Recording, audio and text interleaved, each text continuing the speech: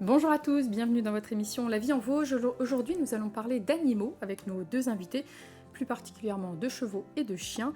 Si on parle beaucoup de chiens et de chaises abandonnés, ce ne sont pas les seuls animaux concernés. Les équidés le sont aussi. Les associations de défense animale font face à des arrivées de chevaux, d'ânes, de poneys de plus en plus importantes. Carole Champy s'occupe de l'association Crin Blanc à Relanges et offre aux chevaux âgés, handicapés ou malades une retraite bien méritée. On va en parler avec elle. À ses côtés, Philippe Brainlen et son chien Nano, qu'on va voir dans quelques instants. Élève lui des bergers allemands. Depuis plusieurs dizaines d'années, il s'est vu récompensé à plusieurs reprises. On parle élevage, problématique d'abandon et plus largement d'animaux pendant 26 minutes. Bonjour à tous les deux. Bonjour. Merci d'être avec nous. Alors, est-ce qu'on peut dire bonjour à Nano, Philippe? Alors, bien. Alors, est-ce que Nano... Ah ben voilà, donc bonjour Nano. Parfait. Nano est avec nous.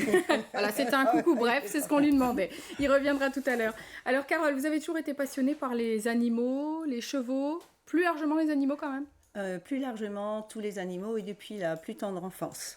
En D'accord. héritage à travers ma mère, oui, bien sûr. J'ai vécu beaucoup avec des chiens, donc c'est pour ça que là, je suis ravie de rencontrer Nano. Oui, mais puis ensuite j'ai rencontré les chats et les chevaux. J'ai fait du cheval à partir de l'âge de 18 ans, même un peu avant. Et il y a eu des interruptions pour les études, tout ça, mais j'ai été rattrapée, hein, croyez-moi bien.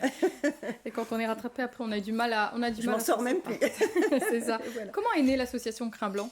L'association Crin Blanc est née à partir d'une jument qui a été accidentée au club d'Épinal, alors que je le présidais en 1995.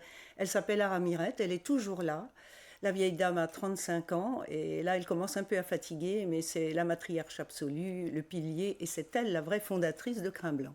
D'accord, donc en fait quand elle s'est blessée, vous vous êtes demandé finalement qu'est-ce Eh qu'elle bien, allait pouvoir... nous avions le choix à l'époque, soit l'abattre, hein, c'était encore à la mode, cette horrible chose, ou alors le vétérinaire m'a conseillé de la laisser 9 mois en box. Et à l'époque, je n'imaginais même pas que c'était possible de laisser un cheval dans un petit box pendant 9 mois pour essayer de guérir la fracture. Hein. Elle avait une fracture au niveau du grasset. Et en fait, comme c'est une battante, elle m'a fait confiance. J'allais la soigner tous les jours et j'ai pu la rééduquer en quasiment 24 mois. Après, elle ne pouvait plus travailler. Il fallait créer quelque chose autour d'elle. Et c'est ainsi que Crin Blanc a été créé entre elles, donc Aramirette, et une jument qui est aujourd'hui décédée qui s'appelait Peggy. D'accord, donc voilà, à partir de cette jument, vous avez donc créé Voilà, Crin Blanc, qui existe toujours aujourd'hui, qui existe accueille toujours. toujours des chevaux, on va en parler, mais Oui. quel constat faites-vous aujourd'hui plus largement sur les abandons? Alors de plus en plus nombreux, hein, je le disais, on parle beaucoup d'abandons de chats, de chiens, autour de l'été principalement, mais les chevaux aussi sont concernés? Absolument, parce que le cheval, c'est un animal évidemment fabuleux, hein, puisqu'il nourrit l'imaginaire, mais c'est un animal fragile, encombrant, très cher. Donc finalement, les gens, ils sont tellement fascinés, ils achètent un cheval, un poulain, ils ne sont pas sûrs d'avoir une situation qui correspond au coût que représente un cheval. C'est autour de 100 à 150 euros par mois de subsistance. Et après, soit on le laisse chez un paysan auquel on ne paye jamais plus rien, donc il le nourrit au minimum. Le cheval est dans des conditions lamentables, à l'abandon. Et s'il a de la chance, les gens remarquent cela, nous alertent ou alertent une des grandes fondations avec lesquelles nous travaillons, c'est-à-dire la Fondation Brigitte Bardot, et 30 millions d'amis, sans lesquels nous ne pourrions pas survivre, parce que nous n'avons qu'une subvention de l'État. Nous n'avons des subventions et des aides qu'à travers ces deux grandes fondations qui sont nos fondations marraines. Et je voudrais leur exprimer ici très grandement ma reconnaissance. Donc voilà, on voit que les animaux sont abandonnés.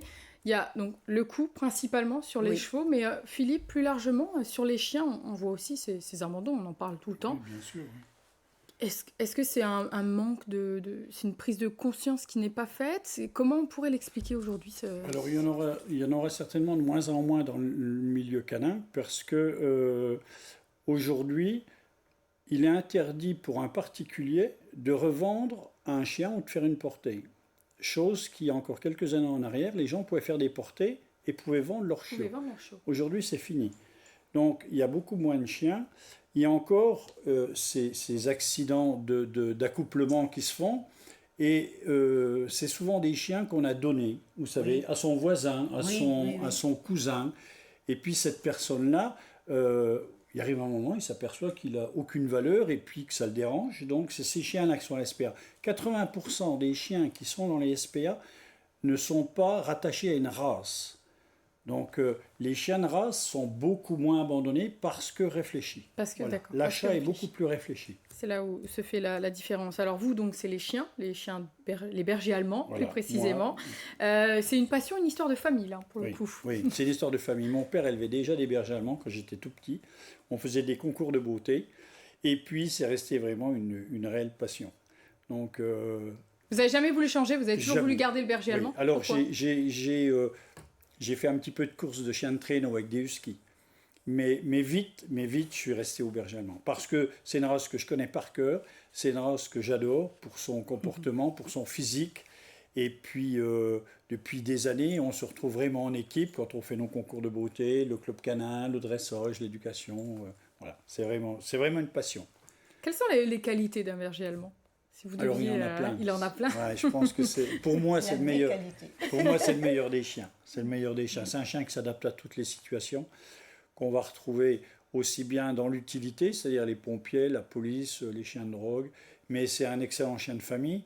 Il y a encore beaucoup de bergers allemands qui sont utilisés dans les troupeaux, vous voyez. Mais voilà, sa force aujourd'hui, c'est un chien qui s'adapte facilement à différentes situations et c'est un excellent chien de famille qui va protéger la famille, mais qui va aussi être compagnon de jeu, un compagnon de balade. C'est un chien très facile. C'est un chien qui vit partout, j'ai envie de dire, qu'il fasse chaud, qu'il fasse froid. Si vous habitez à l'intérieur, il s'adaptera parfaitement à vivre à l'intérieur. Ce qu'il a besoin, c'est qu'on s'occupe de lui. Alors, vaut mieux être des fois dans un petit appartement avec son berger allemand que d'avoir un grand jardin et le laisser tout seul toute la journée, vous voyez. Bien sûr. Lui, ce qu'il veut, c'est être en compagnie de son maître et d'aller se promener avec son maître. Un berger allemand ne se promène pas tout seul, oui. Il a besoin d'être accompagné. Parce qu'il y a des besoins aussi. Un animal a forcément des besoins. C'est bien beau d'avoir un animal pour faire joli, mais sans l'utiliser, c'est des besoins. Oui. Sa longévité, alors? Alors, la moyenne, c'est 12 ans. Alors, pas spécialement pour le berger allemand, pour les chiens de grande taille. Oui, c'est ça. Oui. Plus on est petit dans le milieu canin, les teckels, les caniches, vous voyez, ça vit plutôt un peu plus de 15 ans. Oui. Berger allemand, plutôt une douzaine, 13, ça peut aller jusqu'à 14 ans. Mais quand on a des très grands chiens comme les dogs allemands, comme les Saint-Bernard, eh ben, c'est plutôt 8-10 ans. Voilà. On va continuer, on va poursuivre dans un instant, mais avant, je propose qu'on fasse un petit retour en arrière. En février 2020, nous étions venus vous voir, Carole, à Crin-Blanc. On regarde et on en reparle juste après. Le reportage est signé Marie-Danielle Rogovitz et Hélène Leplat. Fanny et Foulonne, 27 ans, viennent d'arriver depuis peu à l'écurie retraite de Crin-Blanc dans le village de Relange. Les deux juments étaient abandonnés à leur sort et n'avaient plus de propriétaire attitré depuis 2006. Recueillies par la SPA de Saint-Dié, elles ont été orientées vers ce refuge pour vieux chevaux. Oui, sans doute une quinzaine d'années, elles ont été à l'abandon total, c'est-à-dire dans un parc sans abri, sans couverture pendant l'hiver, avec du foin, d'après ce qu'on m'a dit, pourri le plus souvent. Il y a même une personne qui a demandé si on ne pouvait pas les nourrir simplement de paille, parce que c'est moins cher. C'est vous dire. Pour la présidente de Crin-Blanc, c'est le nouveau Far West, un no man's land où l'on abandonne les chevaux. Et elle le dénonce, les achats d'animaux sans immatriculation passant parfois de main en main se multiplient. Alors certes, il y a eu des progrès. On considère aujourd'hui les animaux comme des êtres sensibles, y compris les chevaux, qui avant étaient considérés comme des biens meubles. Mais la conséquence, c'est que beaucoup de gens ont envie d'avoir un cheval chez eux, que beaucoup de parents achètent un cheval à leurs enfants sans savoir ce que cela représente au point de vue du coût. C'est au moins 100 € par mois la subsistance d'un cheval. De quoi expliquer les abandons, mais cela n'excuse pas la maltraitance. Les écuries de Crin-Blanc comptent 18 chevaux, la plupart trentenaires, un âge équivalent à 90 ans chez les humains, avec des pathologies de la vieillesse, comme pour Fanny. Alors, vous évoquez dans le reportage, Carole, une reconnaissance de l'animal. Alors, ça progresse, mais on est encore loin de ce qu'on devrait voir. Bon, je dirais quand même qu'en 30 ans, je vois un progrès. Mais j'avais des illusions il y a 30 ans. Je me disais, les progrès civilisationnels, c'est ascendant, c'est gagné, c'est acquis. Et je me rends compte quand même que c'est plutôt cyclique. Il peut y avoir des retours en arrière. Pour le moment, et étrangement dans le Grand Est, on découvre beaucoup d'abandons de chevaux. J'ai eu plusieurs appels. On vient d'accueillir le 3 août 2 chevaux aussi qui étaient à l'abandon complètement en Meurthe-et-Moselle. Et là, j'ai en attente une jument aveugle de 29 ans, dont on ne sait pas encore si elle sera transportable jusqu'à chez nous. Un vétérinaire doit m'avertir dans la semaine. Voilà. Donc, je trouve ça étrange parce que depuis le temps qu'on en parle, ça n'avance quand même pas très vite à ce niveau-là. C'est ça. Et est-ce que faut s'accrocher. Hein. Est-ce que dans les Vosges, il y en aurait plus, il y en aurait moins? Est-ce qu'on a une comparaison avec d'autres départements en France? Est-ce que vous avez des C'est éléments? difficile à dire parce que parfois, les gens voient dans un parc un cheval très maigre. Ça ne veut pas dire qu'il n'est pas accompagné, pas nourri, etc. Parce que quand ils affleurent les 30 ans, le cheval prend vraiment une allure de squelette. Hein. Mais oui, il y a des chevaux dont on ne s'occupe pas beaucoup. Dernièrement, je suis allée quasiment à la frontière de la Franche-Comté pour un cheval qui était depuis une bonne semaine ou deux avec une blessure dans un parc entouré de barbelés. Il a fallu que nous allions à la gendarmerie pour que le cheval puisse être déplacé. Et je n'ai pas de nouvelles pour l'instant sur la propriétaire, quoi. Mais oui, il y a des choses qui ne sont pas normales. Et il y a plus de 3 ans, nous avons découvert une jument avec une tumeur absolument monstrueuse sur le pied. Et ça durait depuis plusieurs semaines aussi. Elle était couchée en plein cagnard. Elle avait 2 ans, elle en faisait 35. Donc là, on est vraiment sur de la maltraitance, ou en tout une cas... négligence absolue. Une négligence, oui. Voilà, c'est ça. Ouais. C'est malheureux. Philippe, pour les bergers allemands, est-ce que vous élevez, est-ce qu'il vous arrive d'en récupérer parce que des personnes se rendraient compte que finalement, c'est pas du tout pour elles? Ou est-ce qu'il y a une prise de conscience qui est faite avant?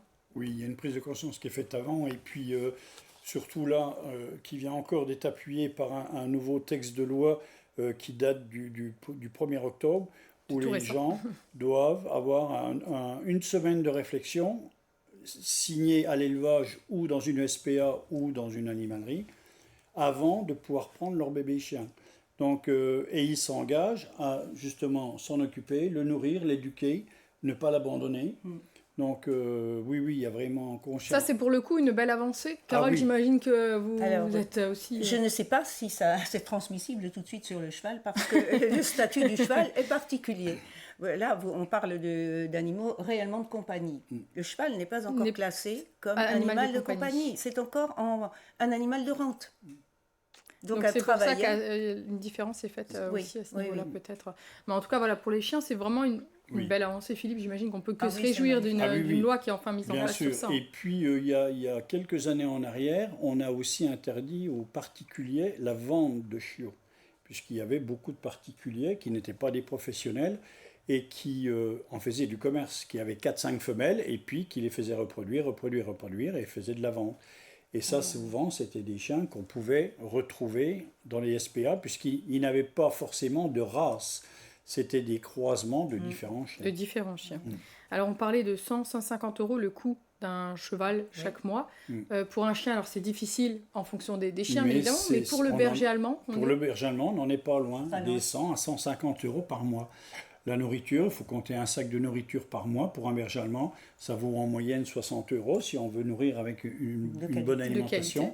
Les frais vétérinaires, les frais d'éducation, aller au club canin, le promener. Vous voyez, on ne peut pas se permettre de garder un chien enfermé dans son garage. Il faut s'en occuper. Donc, je pense qu'on n'est pas loin des 100 à 150 € par mois pour qu'un berger allemand puisse avoir une bonne vie. C'est important de le souligner. Ah oui. Carole, Crin-Blanc, c'est donc une écurie retraite pour les chevaux âgés, on le disait, maltraités, abandonnés. Mais c'est aussi un centre pour... oui, voilà, c'est ça, pour venir passer une retraite paisible. Il y a il y a des cabossés de la vie, j'ai envie de dire, mais c'est aussi Ils ont tous une belle fin de histoire, vie. ils ont tous un parcours, plus ou moins, oui, cabossé. En tout cas, c'est des travailleurs. Ils ont travaillé. C'est pour ça que je considère qu'ils méritent absolument une retraite et un accompagnement jusqu'au dernier jour. Avec des coûts importants, j'imagine. Avec C'est là que ça se alors, complique. les coûts vétérinaires sont vraiment exponentiels. C'est vrai, c'est très, très important. Et c'est comme pour les humains, ça devient de plus en plus cher en vieillissant parce que les pathologies se multiplient et il n'y a vraiment pas de sécurité sociale. Donc, oui, oui, là, on a vraiment beaucoup de mal à boucler des budgets au niveau des médicaments. Ce que vous disiez tout à l'heure, hein, vous êtes aidé par les deux associations. 30 millions d'amis et la et Fondation, la Fondation Brigitte Bardot. Mais Absolument. dans les Vosges, il n'y a pas d'aide que vous... Ah, aucune aide sur l'animal. Non, ça, non, c'est pas encore. C'est pour ça, je trouve qu'aujourd'hui, on parle beaucoup d'écologie, bien-être animal, hein, c'est dans les tuyaux. Mais tout est lié, vraiment, et je crois qu'il faut qu'on devienne cohérent. Si on veut protéger et la planète, les humains qui sont dans la misère, parce que c'est aussi énorme, etc., on ne peut pas exclure, quel que soit le vivant. Le vivant, bien sûr. Ça doit tout englober. Alors bon, moi je prône bien sûr la dignité pour l'animal jusqu'au bout, mais c'est pas pour autant que j'exclus s'occuper des enfants qui sont dans la misère. Hein. Bien J'ai sûr, entendu un oui, oui, reportage bien à sûr. midi, il y a des enfants qui dorment encore dans les rues aujourd'hui chez nous, c'est évidemment impossible. Hein. Mais tout est lié, je Tout crois. est lié, bien sûr. C'est une histoire de cohérence, devenir vertueux, peut-être en se privant les uns les autres de certaines choses, ceux qui le peuvent, voilà. Des choix à faire. C'est sûr. Philippe, l'élevage, donc c'est votre métier. Donc vous avez le droit de vendre de vendre des animaux, de vendre des chiens. C'est un élevage qui s'autofinance. Comment ça Oui. se passe, un élevage? Dites-nous. Eh bien, pour en revenir aux chiens, nous, l'élevage canin, il ne fait que de devenir de plus en plus professionnel. D'accord. Puisque donc, de moins en moins de particuliers produisent. Et en France, si on recule 15 ans en arrière, on a à peu près 3 millions de chiens en moins en France. On est passé de 10 millions à 7 millions de chiens. Donc c'est beaucoup plus réfléchi. Et il y a aussi un certain gage de qualité derrière ça. Oui, c'est ça. C'est-à-dire que les gens qui veulent un chien, maintenant, réfléchissent, choisissent l'élevage. Vous voyez, moi, j'ai rarement un bébé chien qui attend un maître. Ils sont plutôt réservés. C'est souvent les chiens qui sont réservés.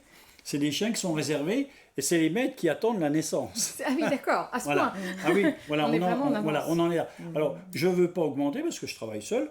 Donc, qu'un chien, c'est déjà énorme. Hein. Alors, je ne fais pas que de la reproduction parce que je fais aussi beaucoup de concours Bien sûr, oui, c'est ça.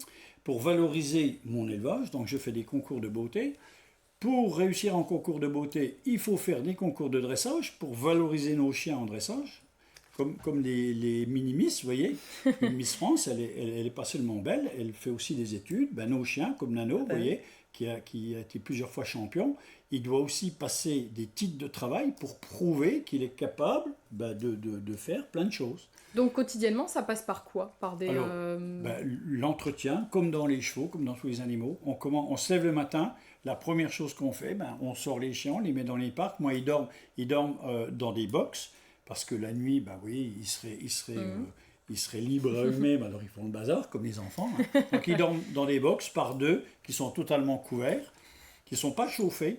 Alors je chauffe l'hiver avec des lampes infrarouges quand il fait très froid, mais comme en ce moment, vous voyez, c'est pas chauffé, puisqu'ils ont une fourrure quand même qui leur permet, et comme ils vivent en permanence dehors, ils s'adaptent aux saisons. Ils s'adaptent aussi Ils s'adaptent aux saisons. Donc l'entretien des box, la nourriture, ensuite, l'entraînement, vous voyez, alors il y a énormément d'entraînement physique, pratiquement tous les jours il y a de l'entraînement physique, et puis l'entraînement en club canin pour leur apprendre aussi des techniques de mordant, de dressage, des choses comme ça. Voilà, là on est plus sur le dressage. Le dressage pur, voilà. Donc il nous faut des chiens très équilibrés, qui s'adaptent à toutes ces situations. On dit d'ailleurs plutôt éducation, n'est-ce pas, aujourd'hui? Oui, que bien sûr. dressage. Que dressage, voilà, oui, c'est un peu éducation. C'est ça, c'est Oui, les clubs oui, d'éducation, oui. bien Je sûr. voulais vous poser une question. Alors les mères aussi, vous ne les faites pas, je veux dire, multiplier les chiots. Non. Vous Alors, forcez pas, voilà, je veux dire. Et en plus, en tant que professionnel, et nous, on fait des chiens que inscrits au LOF. Le LOF, c'est le livre des origines françaises, D'accord. qui est géré par la centrale canine. Le bien-être animal, comme vous disiez tout à l'heure, il a mis un petit peu les pieds dedans. Pour l'ensemble des éleveurs, Donc, une femelle ne peut pas reproduire avant 15 mois, D'accord. quelle que soit la race. Très bien. Ensuite, elle ne peut pas faire plus de 3 portées dans les 2 ans. Ok. Elle ne doit pas faire plus de 8 portées dans toute sa vie. Et elle n'a plus le droit de reproduire après 8 ans. Donc ça, la centrale canine le gère et bloque. Hein. C'est Une ça. chienne a fait plus, ils vous disent non, stop, c'est fini, on arrête. Hein. Parce que pour les chevaux, c'est vraiment... Donc ça, vraiment, c'est très bien. Voilà, il y a aussi là Oui. du bien-être Et animal puis- qui est Et important. puis, Progrès, hein. Du quand progrès. on fait comme moi de la compétition, on n'est pas à la recherche du nombre de bébés. On est surtout à la recherche, moi je vais utiliser des champions en Allemagne, Oui, on est à la recherche la qualité de la De la qualité, voilà. bien sûr. Donc énormément de tests de santé, radio des hanches, radio des coudes, on fait l'ADN, on fait la mélopathie, vous voyez, il y a les confirmations, il y a énormément de choses qui rentrent en ligne de compte. Et puis pour avoir un chien comme Nano, c'est des années et des années de sélection. De travail, de sélection. voilà. Bah, les éleveurs dignes de ce nom dans le cheval font la même chose. Bien sûr. absolument. C'est ça, bien sûr. Oui, Oui, bien oui, sûr. le bien-être. Heureusement, hein, le c'est bien-être. quand même la majorité. On pense à aucun moment, on va le vendre ce prix-là ou ce. Ouais. On m'a déjà fait des propositions pour Nano que j'ai dû refuser parce que Nano c'est mon chien, Ah, parce que je voulais l'emmener. c'est mon chien. Et C'est pour quoi un- la différence entre Nano et les autres alors Ben, Nano c'est le champion. Est-ce qu'on peut le voir un petit peu, Nano? Est-ce que Oui. tu peux remonter Alors, ou sur la chaise peut-être, comme ça on va le voir un petit peu. Nano, hop, viens, Nano.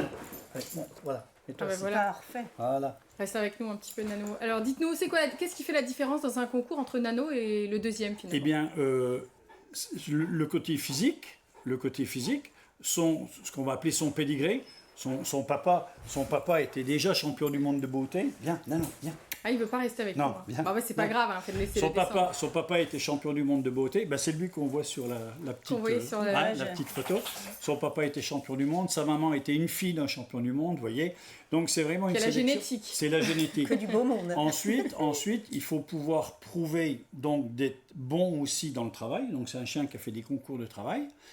Et pour être champion, il faut pouvoir présenter un groupe de reproduction, c'est-à-dire des enfants qui soient très ressemblants. Ah, d'accord. Donc, Nano, depuis plusieurs années, représente la race de berger allemand au Salon de l'Agriculture, puisque pour aller au Salon de l'Agriculture, on emmène le meilleur. Donc, il y est allé l'année dernière en tant que meilleur chien, mais aussi meilleur reproducteur. Ah oui, voilà, donc Voilà. il y a plusieurs C'est ça. portes d'entrée. Donc, il faut être beau, il faut être bon, il faut être sain de corps et d'esprit. Hein, il y a énormément de C'est tests mieux, de là. santé sur les chiens, vous voyez. On fait des radios de hanches, de coudes, de choses comme ça. On va chercher la petite bête. C'est ce qui améliore aussi la race. Hein. Est-ce qu'il y a eu un avant-après Salon de l'Agriculture notamment pour vous? Oui, Est-ce que oui. Vous l'avez vraiment Ah, ressenti? c'est énorme. Parce que le salon, c'est déjà médiatisé. Donc ensuite, les gens viennent vous voir. Et puis, ma clientèle, elle n'est pas vosgienne, vous voyez. Elle est nationale, mais surtout, je vends des chiens dans tout le monde entier. Ah oui. Ouais. Pourtant, le berger allemand, c'est quand même un chien qui est pas rare, j'ai envie de dire. C'est une race qu'on voit assez souvent quand même, c'est ça? Il a été longtemps numéro un en quantité, numéro 1 des ventes. Alors, c'est pas un chien à la mode. Donc, depuis des années, on frôle avec la 2e, 3e place. Mais quand on a eu un berger allemand, on reprend un berger allemand. Que certaines races de chiens qui sont uniquement basées sur le physique, je prends l'exemple des huskies, parce que j'ai eu des huskies, eh bien, on n'achète que le physique. Parce qu'on s'aperçoit vite que c'est pas possible en appartement. Vous voyez, c'est un chien. C'est un chien qui a besoin d'être en Alors, extérieur. quand on a eu un husky, on reprend pas un husky. C'est ça la différence, Voilà, d'accord. c'est Crin Blanc fonctionne aujourd'hui avec des bénévoles, Carole, Oui, uniquement? et- Non, il y a aussi des emplois. Oui, nous avons des emplois aidés. Nous ne pouvons pas fonctionner autrement parce qu'une association de protection n'a pas le budget pour s'offrir un salaire et les charges afférentes. Et bien sûr, pèse en continu une menace sur les emplois aidés. Voilà. Ça, alors le bénévolat aussi, c'est précieux, mais c'est quand même une denrée rare. Il faut avoir envie de nous aider. C'est parfois des tâches qui peuvent paraître ingrates, mais ce que je voudrais vraiment dire à tout le monde, c'est que quand on a approché le cheval, ils vous le rendent au centuple, vraiment. Alors moi, je ne peux qu'inviter des gens, et généralement plutôt les jeunes retraités, à venir nous rejoindre. Il paraît que c'est pas toujours ceux qui ont le plus de temps, hein, les jeunes retraités. Ah, Ça, c'est vrai, mais c'est après, Léon dit, hein, mais... on est à nouveau devant le choix, soit être utile, ou se faire plaisir. Mais on peut faire les deux. C'est ça. Avec Est-ce qu'il un y bon a eu équilibre. avec le Covid, vous avez senti Oui, des bénévoles qui se sont des envoyés? bénévoles, oui, mais aussi une baisse des dons. Et ça, c'est aussi lié à la conjoncture actuelle avec l'inflation. Bien sûr. Évidemment, on est en flux tendu en permanence et il faut vraiment être équilibriste, il faut vraiment aimer les chevaux pour s'accrocher. Mais à Crin-Blanc, on s'accroche. Et ça vaut le coup. Tout comme les chevaux. Philippe, des projets pour l'avenir? Des compétitions encore, j'imagine? Oui, toujours, ouais. Rester au même niveau pour les chiens? Ah ouais, bien sûr. Ouais, gagner déjà la nationale d'élevage, le championnat de France, être reconnu dans les meilleurs éleveurs de France, et puis pouvoir reparticiper encore au Salon de l'agriculture. Là, j'y vais encore en 2023, donc en reproducteur et en meilleur mâle. Toujours avec Nano? Là, toujours avec Nano, mais bon, des petits jeunes qui arrivent, qui C'est ça, attendent. parce qu'il faut qui aussi attendent préparer leur la tour. relève. Ouais, c'est ça, ouais. Donc, je fais aussi de la compétition à l'étranger. Hein. Je vais en Allemagne. L'Allemagne, c'est le berceau de la race. Donc, ce week-end, par exemple, je vais exposer 7 chiens en Allemagne. Donc, on va se comparer aussi aux meilleurs, parce que souvent, les meilleurs sont en confronter Allemagne. aux meilleurs, oui, bien sûr. Ouais. D'accord. Donc 7, donc ça veut dire que vous en avez combien chaque année ou en même temps qui peuvent participer à des concours de ce niveau-là? Pratiquement tous. Pratiquement tous. Pratiquement tous, oui, parce qu'on a des catégories pupilles sur des bébés chiens, des catégories adultes, comme Nano, et puis on peut aller jusqu'aux catégories vétérans, vous voyez. Donc, il y en a pour tous les Plus âges. de 8 ans, voilà. Ouais. D'accord. Et c'est valorisant aussi. Ah bah oui, c'est sûr, et c'est votre différent. prénom, j'ai une femelle qui s'appelle Livia. Ah bah, elle a de la chance. Écoutez, on va finir là-dessus alors. Merci à tous les deux d'être venus sur Merci notre à vous. plateau. Merci à toute l'équipe pour la réalisation de cette émission. Et merci à Nano, pardon, je l'ai oublié. Je vous donne rendez-vous la semaine prochaine pour découvrir de nouveaux invités. Je vous souhaite une très bonne semaine. À bientôt.